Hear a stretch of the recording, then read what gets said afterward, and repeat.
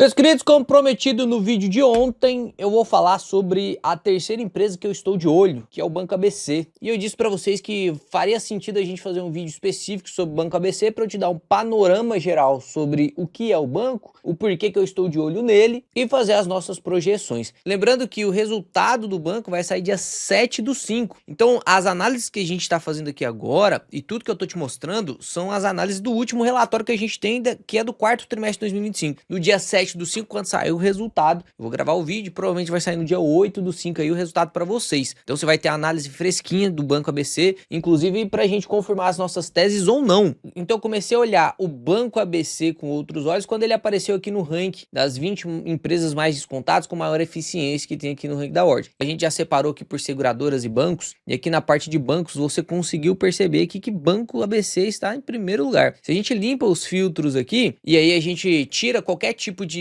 padrão de eficiência, alguma coisa do dia, a gente tá só ranqueando sem nenhum outro critério de padrão, né? Tirando o ranking da GD, você consegue perceber que mesmo assim, cara, ele fica em segundo lugar. Então, precisamos dar uma olhada neste banco, né? Inclusive, o ABC caiu aí nos últimos 5 dias, esse número feio aí, né? No último mês aí, ó, tá andando de lado. Mas nos últimos 5 anos já subiu 74%. Então, será que essa queda dos últimos 5 dias talvez seja uma oportunidade para quem não tem posição, montar posições? Então, a gente vai ler sobre isso. Primeira coisa que eu quero falar para vocês é entrar no RI da empresa. Eu não fiz esse tipo de análise com o Banco do Brasil nem com o WIS com vocês no vídeo passado, porque a gente tinha que falar sobre duas empresas em um vídeo só. Como a gente tá falando só sobre o Banco ABC aqui, a gente consegue fazer uma análise, não vai ser toda detalhada, até para que eu não gaste muito seu tempo, porque dia 7/5 vai sair o resultado mais recente, né? Então daqui 10 dias a gente vai ter um relatório mais atualizado aí, e esse sim eu vou destrinchar, vai ser 30, 40 minutos de análise, e quem quiser aprender pode vir com papel e caneta, meu amigo, que vai ser coisa boa, viu? Então aqui dentro do RI da empresa, vamos abrir o release de resultados e a teleconferência, que os slides do ABC é bem bom, tá? Então a gente vai precisar pouco ali do release. E uma coisa que provavelmente poucas pessoas sabem, e você tem que fazer uma investigação mais detalhada dos seus ativos, se você não estava sabendo disso, é sobre quem é dono do Banco ABC. Quando a gente abre aqui, no próprio site do Banco ABC, você vem aqui ó, em governança, composição acionária, você consegue perceber, meu amiguinho, que no total a empresa emitiu 244 milhões de papéis. Pouquinho, né? Pouquinho. Só que perceba, 122 milhões mais 30 milhões das preferenciais está na mão dessa holding aqui chamada Marçal Uruguai aqui, né? Que é uma holding do Banco ABC mesmo. Você consegue perceber aqui duas coisas interessantes. Olha só. Primeira coisa interessante. Olha para esse quadrinho de ações ordinárias. As únicas pessoas que têm ações ordinárias é essa holding e alguns dos administradores. Então você consegue perceber que nós que somos acionistas, a gente fica aqui, ó, nessa ação em circulação, que é o famoso free float, mais conhecido também como ações em circulação. O free float aqui somos nós. Consegue perceber que a gente tem 70 milhões de papéis para negociar, que representa 28%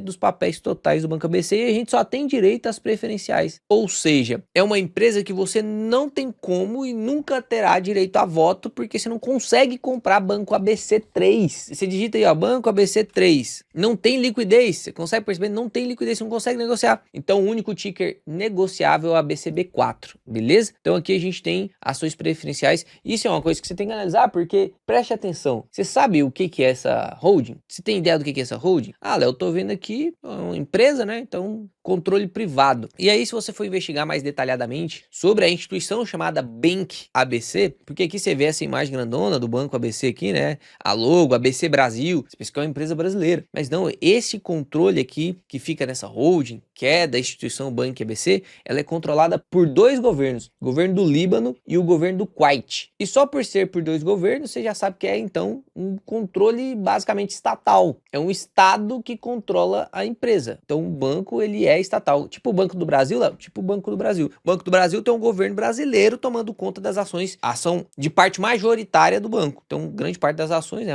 ele é o acionista majoritário. Aqui, em primeira instância, você pode olhar e pensar que é um banco privado, porque quem tem uma empresa, só que essa empresa é controlada por dois governos. E esses governos são considerados autoritários, não por mim, Léo, mas pelo índice de democracia de uma revista chamada The Economist. Então dá para você dar uma olhada lá e conferir. Mas esse é um risco que deve ser levado em consideração. Então, uma empresa estatal, beleza? Então, só aí já temos um risco a ser considerado. Porque quando eu vou ler a DRE do banco, eu vou ler todo o relatório e tal, o banco não tem problema nenhum. Opa, tem um problema. Se você não fosse esperto, você não ia sacar esse problema aqui. Faz esse exercício em casa, por mais que você saiba, faz esse exercício. Pega todas as ações da sua carteira, vai no RI da empresa, dá uma conferida na composição acionária, que a composição acionária vai te dar ideia de quem são realmente os verdadeiros donos da empresa. Então, como a gente só tem a ação preferencial, uma das exigências que a gente deveria fazer seria pelo menos tag along, né? Vamos ver se o banco ABC tem tag along ou não. O tag along nada mais é do que uma segurança para o acionista minoritário quando em algum momento, por algum problema,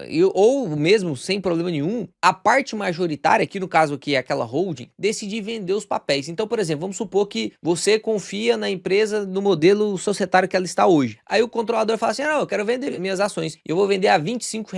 Só um exemplo. Nós, sócios minoritários, não necessariamente conseguimos vender as nossas ações por 25 também, se as ações estiverem lá a 22. E aí o tag along é uma defesa para nós acionistas minoritários, garantindo que a gente consiga vender pelo mesmo preço que o sócio majoritário vendeu as cotas dele, as ações dele. E aí é óbvio, aqui você consegue ver, ó, tag along PN, que é a preferencial, 100%. Então se a parte majoritária vender a 25, a gente consegue vender a 25 também. Se a parte majoritária vender a 27, a gente consegue vender a 27 também. Não necessariamente você precisa vender, mas caso você não confio em outro a não ser esse sócio majoritário. Então, na prática, você teria esse direito de vender ao mesmo preço. E aí, outro exercício para você fazer, confere se as ações da sua carteira tem tag along ou não, cara. E às vezes você tá correndo um risco que você não precisa correr. Às vezes você tá cobrando a mesma premissa de risco na CEMIG do que na Taesa, só que a CEMIG tem tag along de 80%. Às vezes você tá cobrando o mesmo risco de Transição Paulista e Taesa, Transição Paulista não tem nem tag along nas finais 4. Então isso é importante você empilhando o conhecimento para você conseguir fazer os valuations de maneira correta, né? Não deixar esses pontinhos pular, né? Esse sapinho pular da sua mão. Então, dito isso, e tomando esse conhecimento, vamos aqui pro relatório. O Banco ABC, cara, ele é um banco diferente dos outros. Ele concentrou a sua forma de emprestar, de prestar serviços a empresas. Então ele é um banco de PJ. Ele não é um banco que empresta para pessoa física, certo? Primeiro ponto. Lembra que sempre quando eu te explico sobre bancos, inclusive nos membros, para quem é membro, eu deixei uma live exclusiva lá disponível, que eu só dou para mentoria, deixei essa live exclusiva lá sobre como analisar banco. E aí eu te explico sobre todos esses indicadores, indicador de cobertura, indicador de margem financeira, indicador de qual que é a diferença do depósito compulsório com o índice de Basileia. Eu ensino praticamente tudo que você precisa saber sobre o banco nessa live, que era para ser só da mentoria, mas está disponível para os membros. Se você não é membro, avalie se faz sentido você se tornar membro ou não. E aí, nós aprendemos então que o PJ, em geral, ele tem menos inadimplência do que o PF. Todos os bancos que você abrir o relatório e você procurar lá inadimplência da pessoa física, ela sempre será maior, talvez até muito maior, do que as inadimplências de pessoa jurídica. Porque a pessoa jurídica, em geral, tem um risco de crédito menor. Não é que não vai ter inadimplência em momento nenhum. Tem inadimplência, mas em geral é menor, um pouco. E aí o banco se especializou em 3 tipos de empresa. Tem essa Miro aqui, que é empresas que faturam de 30 a 300 milhões por ano. Então você vê que, 30 milhões por ano já é uma empresa grande. Concorda comigo que não é uma empresa qualquer? Ela fatura 30 milhões por ano. Essa é o mínimo, a empresa menor que tem ali de empréstimo no Banco ABC. Não tem empresinha que fatura 1 milhão. E olha que empresinha que fatura 1 milhão já é empresa, hein? Daí tem as corporations, que as corporations que faturam de 300 milhões a 4 bi. E as corporations maiores, né, as famosas LCs, são as empresas que faturam mais de 4 bi de reais por ano. E aí a gente consegue ver aqui o percentual da carteira. Olha só, a carteira de crédito expandido é o quanto que ele tem de empréstimo para esse tipo de clientes. Você consegue perceber aqui que no total são 54 bi emprestados. Desses 54 bi, 16 bi para as gigantonas, 33 bi, que não tem como falar que é médio. É uma empresa muito grande, 300 milhões para 4 bi, que são um pouquinho menor do que as grandonas, e as middle 4 bi. Você consegue perceber aqui que grande parte da carteira está aqui nessas corporations, né? Que são empresas que teoricamente têm um risco de crédito um pouco menor, né? Quanto maior o faturamento, quanto maior o fluxo de caixa da empresa, óbvio que depende da eficiência da empresa, mas em geral elas têm uma estrutura de capital possível de pagar, né? E aí aqui a gente consegue ver o crescimento dessa carteira de um ano para o outro. Na variação anual, o que mais cresceu na carteira de crédito foram as empresas menorzinhas, que inclusive o Banco ABC ele começou a ter essas empresas pequenininhas na carteira pequenininhas, né, de 30 a 300 milhões, a partir de 2019. Então, tá crescendo a carteira de crédito, tem ainda espaço pra caramba pra crescer essa carteira de crédito aqui, nessa parte de Miro. Tá vendo que é bem abaixo das outras, né? É que você consegue ver isso em gráfico. Então, a carteira de crédito expandiu aí 4,7%, enquanto o Banco do Brasil tá contraindo carteira de crédito, né? O Banco ABC conseguiu passar por esse problema do agro aí sem muito problema. A gente consegue ver aqui quais são as exposições setoriais, estão expostas ao agro, energia, serviço, comércio, enfim. A margem financeira cresceu também 6,8%. Eu não vou detalhar aqui o que é margem financeira, o que é o NIM, que é um indicador muito importante também para os bancos. Não vou detalhar aqui porque eu quero deixar isso detalhado no relatório do dia 7, porque senão eu vou gastar muito tempo aqui para um relatório que ele já, entre aspas, está desatualizado, né? Ele é o mais atualizado até hoje, mas no dia 7 ele ficará desatualizado e a gente partirá das nossas análises a partir do próximo relatório. Não vou detalhar muita coisa, eu só quero pegar aqui os dados importantes para a gente ir lá para o valuation e você ter ideia do preço da empresa, tá? Mas é óbvio que eu preciso te mostrar alguns indicadores aqui para você fazer uma comparação com os outros bancos.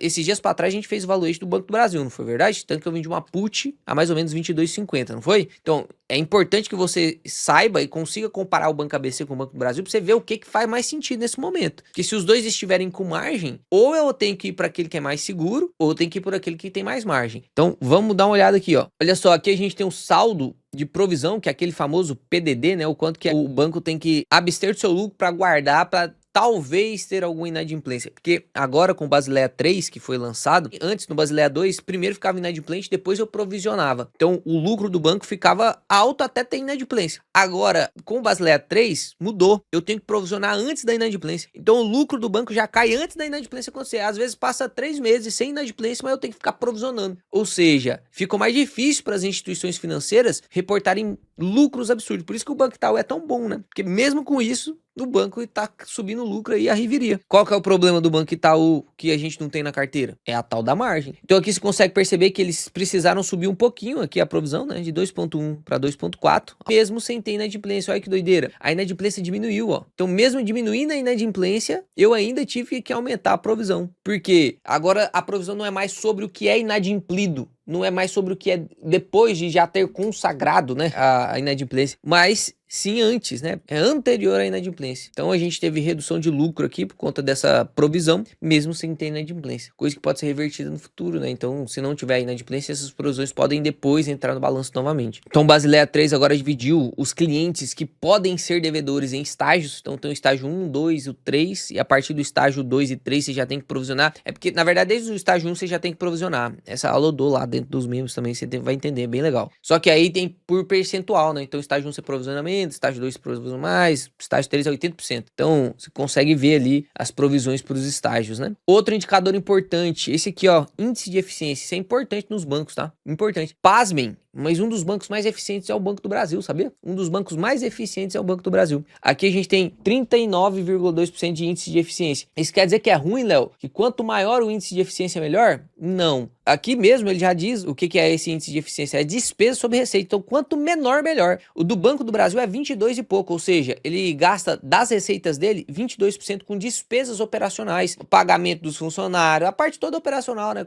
Botar o banco para funcionar. 22% da receita do Banco do Brasil é gasto. Agora aqui no caso do Banco ABC não, 39%. O Banco Itaú, por exemplo, ele é menos eficiente do que o Banco do Brasil. Ele gasta mais percentual da receita em referência às suas despesas. Então aqui, ó, abaixo de 40 é o ideal. 39 já fica meio apertadinho. O banco ele consegue dar uma otimizada nisso aqui, né, cara? O ABC ele tem um índice de eficiência um pouquinho mais apertadinho. O índice de Basileia 16, saudável, então tá bem tranquilo. E aqui a gente chega no lucro recorrente, que é importante porque a gente quer ver o quanto que cresceu de um ano para o outro e o quanto que está neste ano para que a gente possa provisionar o próximo. Então aqui você consegue ver que cresceu 3,2%, mais ou menos o tanto que cresceu a carteira de crédito, né? Porque o banco ganha dinheiro com spread bancário, né? Então ele pega emprestado a 10 e empresta a 12. E aí esse spread bancário de 2% é o que ele ganha de dinheiro mesmo. Aí ele paga os funcionários, sobra 1%. Esse é o lucro. Então a gente basicamente viu aqui a carteira de crédito crescer 4,7% e o lucro crescer 3,2%. É mais ou menos isso aí. Se tiver otimização de gastos e tal, às vezes o o lucro pode crescer mais do que a receita, mas é raro. Em geral vai acontecer isso aqui em banco mesmo, tá? O ROI ficou aí na casa dos 15% e a gente teve 1,002 de lucro líquido. A gente tem aqui o guidance para 2026 também, ó, de 2025 eles projetavam crescimento de 1 a 4, cresceu 3, crescimento da despesa de 4 a 6, cresceu 5, índice de eficiência de 39 a 40, 39. Então o Banco ABC ele tem um histórico muito bom de bater guidance, tá? Ele normalmente acerta, é óbvio que não tem como acertar tudo, mas em geral ele acerta. Agora para 2026 ele espera um crescimento maior da carteira de crédito, de 6 a 10, e ele tá querendo crescer inclusive a parte middle, que é aquele que é menorzinho, né? Lembra que eu te mostrei a carteira de crédito? De 12 a 18%, então ele vai focar um pouco mais nisso. Crescimento das despesas de 4 a 8, índice de eficiência, olha lá, ele quer baixar para 37,5 a 39,5. Então, se a gente parte desse princípio aqui, talvez o lucro possa crescer de 3 para cima. Dito isso, vamos aqui então pro valuation do banco. Primeira coisa, eu quero te mostrar uma atualização que teve na Ward de ontem para hoje, né? Se eu soubesse que essa atualização ia sair hoje, eu tinha gravado o vídeo ontem e hoje. Aqui agora, na parte de preço teto da Ward, você tem essa atualização aqui, ó, que é o valuation por fluxo de caixa. E aqui, ó, quando você clica em influenciador, se eu tiver calculado, você vai ver aqui o valuation da geração de dividendos. Aqui você viu que não dá para ver porque eu não tenho ainda valuation, né? E aí a intenção é que você calcule o seu também. Quando você clica aqui, você já vai direto para a aba lá de valuation, no caso da empresa que você está analisando, né? No caso aqui do Banco ABC. E aí aqui vamos dar uma olhada na média do payout do banco. O mínimo obrigatório na política de proventos dele, de política de dividendo, é 25%. Mas na média ele paga lá 45%, 50%. Nesse último ano, agora 2024, ele pagou 40%, 2025 ele pagou 60%. A gente leva em consideração que em 2025 eles iam pagar mais mesmo, por conta da mudança, alteração dos impostos sobre dividendos. Então vamos levar em consideração aqui 50% mesmo de média de payout, tá? O ROI na média é 13%. A gente consegue olhar aqui também, ó. Nos últimos 5 anos aí ele teve mais do que 3%, ó. Desde 2022 mais do que 13%. Mas vou colocar a média lá de ROI, né? Então não é um banco que tem um ROI gigantesco, mas é um banco que tem um ROI maior do que a média. Se você pega a média das empresas globais, a gente tem um ROI de 12%, de boas empresas, né?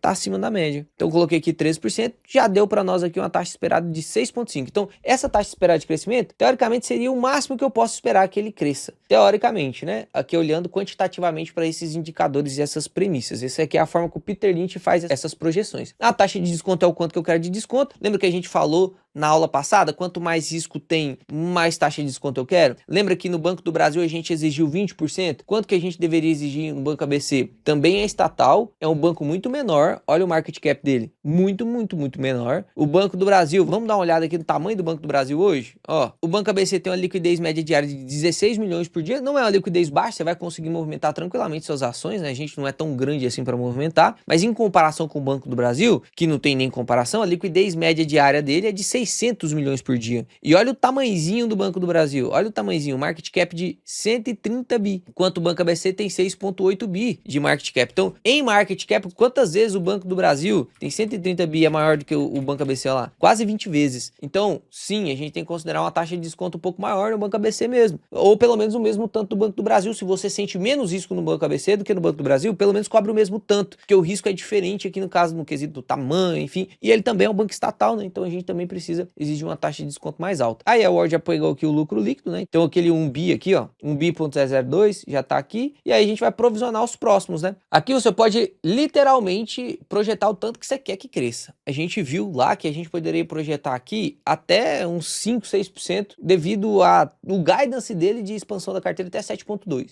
Podemos colocar aqui 3 também, porque eu quero ser bem pessimista. Então vamos supor que ele vai crescer o mesmo tanto que ele vai crescer em 2025, sendo que 2025 foi um ano muito mais desafiador do que o ano de 2026 agora. Mas vamos colocar que ele vai crescer o mesmo tanto. E aí depois eu coloquei 5% de crescimento só, como se ele fosse apenas reajustando o seu lucro com base na inflação. Basicamente isso. E aí coloquei na perpetuidade 3% também. E a gente chega num valor aqui, projetando para 5 anos, aqui você tem a possibilidade de projetar para 3, eu estou projetando para 5 anos, porque em geral, empresas que são menores, ou seja, small caps, a gente tem que projetar para 5 anos, que ela tem mais tempo para crescer, né? As large caps, as blue chips, essas maiores, você pode projetar em 3 anos. As menores, tenta projetar em 5 anos. Você dá mais espaço para ela crescer, né, antes de jogar no perpétuo. Então aqui no caso, uns 5 anos, ela passou 4 anos crescendo a 5%, ao invés de passar só 2, né? Aqui ela passaria só 2 anos crescendo a 5%. Você percebe que inclusive dá uma diferença no preço teto, ó. Aqui seria R$30 de preço teto e aqui com 5 anos seria R$32,99. Ou seja, dá uma melhorada, né, no preço teto, né? E às vezes você só tá subestimando mesmo o preço teto porque você não leva em consideração essa informação é importante, tá? Então aqui, levando em consideração 5 anos, 20% de desconto, eu tô descontando 20%, crescimento ok dentro da empresa, não tô falando assim, nossa, ela vai crescer absurdamente. Não estamos projetando isso não. Estamos sendo bem conservador no crescimento da empresa. E olha só que interessante, né? Preço teto de R$ 32,99. 32. Vou clicar aqui para salvar o preço teto. E agora, se você entrar aí na sua Word, todas as empresas que eu tenho valuation calculado, que no caso são essas aqui por enquanto, né? Quando começar a sair os resultados, a gente vai calculando, aí todos vai estar atualizado aqui. Você vai ter aqui, ó, quando você entrar aí no Banco ABC, quando você estiver lendo aqui, aí você vai ter o seu preço teto aqui que ainda não estará calculado. Lembra da página anterior lá? Não vai estar calculado, mas se você clicar aqui, porque só vai aparecer esses dados aqui para você, se o seu tiver calculado. Mas aqui, quando você clica, você consegue ver o meu, tá vendo? Então, qual que foi o meu desconto, qual que foi a minha taxa de crescimento, qual que foi o meu preço-alvo, eu consigo colocar aqui, aí você vai ver a margem de segurança aqui que teoricamente o banco tem, né? Seguindo essas nossas premissas. Então, você começa a perceber que, opa, parece que faz sentido o Banco ABC, né? Entre Banco do Brasil com 19% de margem e Banco ABC com 32%, me parece fazer mais sentido o Banco ABC para aportes à vista, né? No Banco ABC daria até para você comprar através de put também, só que a liquidez é bem baixa, cara, não dá para você usar muita estratégia de vender put, vender call demais assim no Banco ABC, não. Dá, a liquidez é mais baixa, né? Os spreads são mais altos, aí você consegue menos opções para você fazer isso. E aqui a margem já tá consideravelmente boa. Quando a margem está muito boa, você não vai ficar vendendo put para comprar o ativo, você vai comprar direto, senão você perde a oportunidade. Vende uma put, fica esperando lá e depois perde a oportunidade de ter comprado o ativo descontado, né? Então, realmente, fique de olho nesse banco aqui. Talvez eu faça aportes aí no decorrer da semana neste banco e vamos acompanhar os próximos relatórios dele também. Vamos ver como que ele performa, né? Espero que você tenha gostado do vídeo. Amanhã vai ser um vídeo sobre fundo imobiliário. Um fundo imobiliário que tá fazendo merda e que tá na minha carteira, cara. Um fundo imobiliário que tá na minha carteira. Esse que é o pior. Isso que eu fiquei chateado. Ele tá aqui na minha carteira. Veja se você tem um desses fundos imobiliários aqui, ó. Ele tá aqui na minha carteira e tá fazendo uma merdinha. Uma caca feia demais. E amanhã eu vou precisar, inclusive, da sua ajuda pra gente fazer um mutirão e mandar e-mail pra essa gestora pra ver se eles resolvem esse problema. Amanhã nós vamos fazer essa análise de fundo imobiliário. Pode ser que eu tire ele da carteira ou não, mas você vai ficar sabendo de tudo amanhã, beleza? Espero que vocês tenham gostado. Até o próximo vídeo, que será excepcional.